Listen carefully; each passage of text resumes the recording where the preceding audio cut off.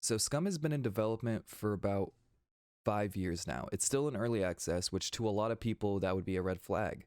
But to me, when I see a game that's in early access and just regularly dishing out updates, new things, new features, repatching, reworking, you know that at this point it feels like a full game, full survival game to me, but they keep adding to it. So to me, I don't see how that's a bad thing whatsoever.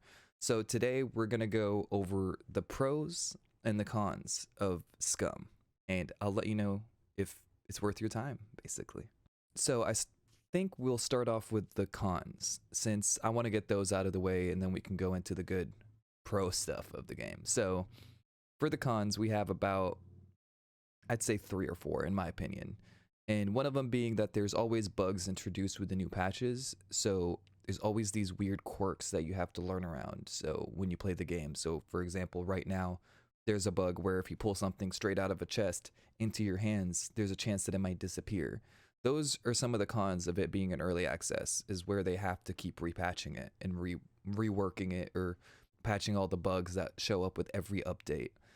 Um, Another one would be the first person perspective can be kind of jarring. I heard that it used to be in a different system where the first person looked like DayZ. You'd look down, you'd see your body.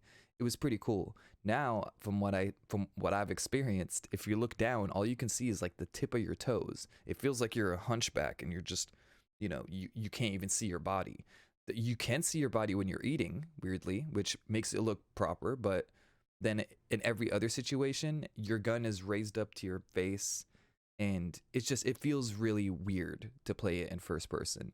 So I do recommend that, you just deal with that kind of. There are a lot of ways that people also try to like jerry rig it to where it's easy for them to get kills. So what they do is they'll use 60. So some people will use 60 FOV because the game basically just zooms with FOV.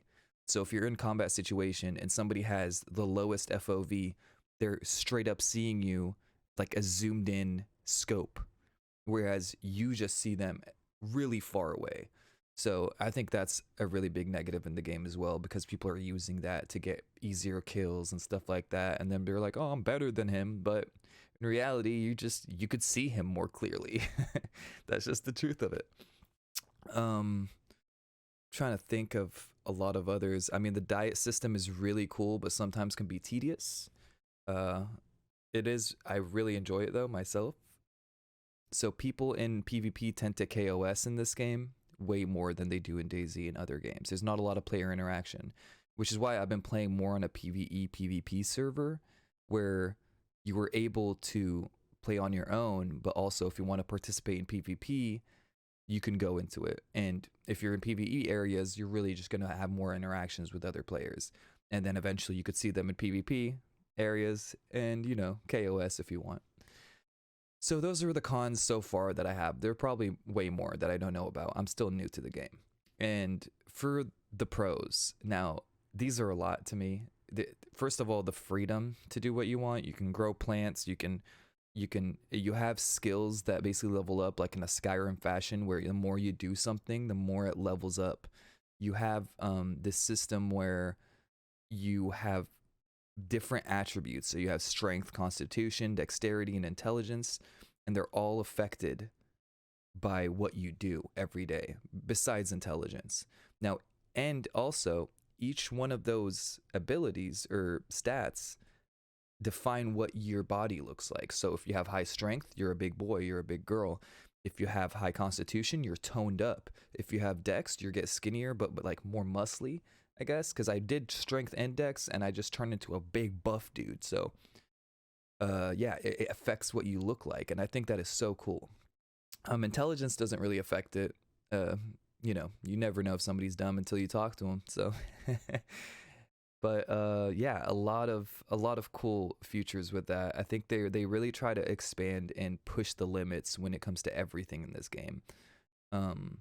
Fishing is really immersive.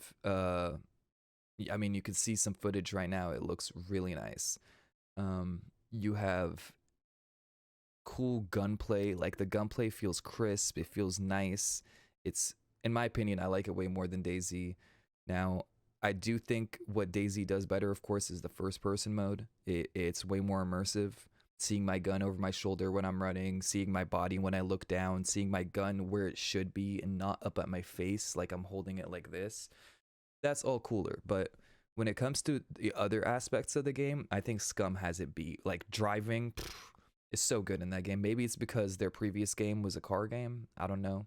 But way better driving, way better vehicles, way better modular system when it comes to building. So it has all that.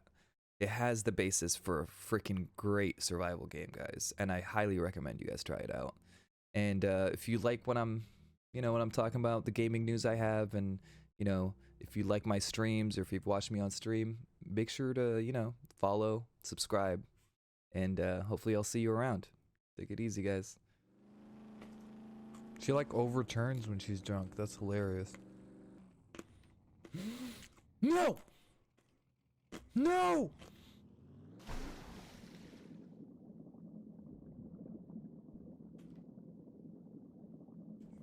Your trash, kid. Get good.